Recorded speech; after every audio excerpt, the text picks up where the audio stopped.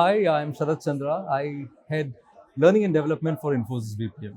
Well, that's a very interesting question because you talk about chief learning officer and the priorities have changed over the years. Today, a chief learning officer needs to worry about the diversity in his workforce. And we talk about diversity not from the traditional sense of gender or race or even abilities, but today we talk about diversity from the perspective of culture. You have cultural diversity, and now with three generations of workforce, three generations in the workforce, and the fourth one coming soon, anytime now, Gen Alpha coming, you essentially are going to have four generations of people in the workforce. And today, as Chief Learning Officer, what gives me sleepless nights is how do I cater to all of them? So, if I were to talk about the challenges that a chief learning officer face, it's how do you ensure inclusivity of trainings across the entire spectrum of diversity. Right. So I spoke about diversity a moment ago, and the only way you can ensure inclusivity is to have a culture of learning among the workforce. And how do you do that? I have 3-point solution. First and foremost is to have what we call digitization of programs. It is practically impossible when you look at the kind of the size of organizations like mine to cater to all of them using human touch alone. So we need to digitize, and that is what we do.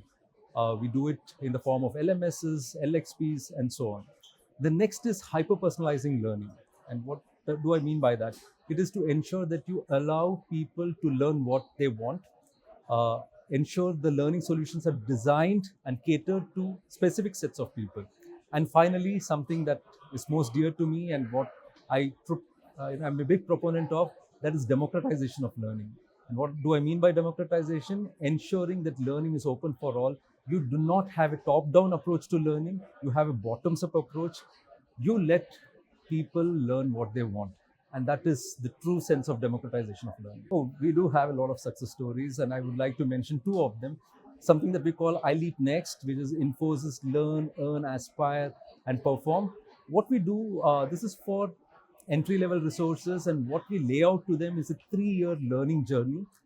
Every employee that joins our organization at a fresher level knows what's in store for him for the next 3 years in terms of learning. But more importantly, he knows what is he going to get out of learning in terms of financial rewards, in terms of growth, in terms of uh, you know opportunities, roles, and opportunities.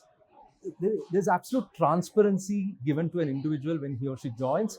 Uh, for and like I said, it's across a 3-year spectrum. That's something that we call I Leap Next. And we also have something called our Talent Assurance Program, and that is for those that are already part of the organization. What we do there, in the truest sense, is democratized learning. We let people choose what they want to learn, and what they learn is always what they aspire to become in their next role. So we let people aspire, and then ensure that we make them competent to get those aspirational roles, and that we call the talent assurance program. So this is some of our success stories.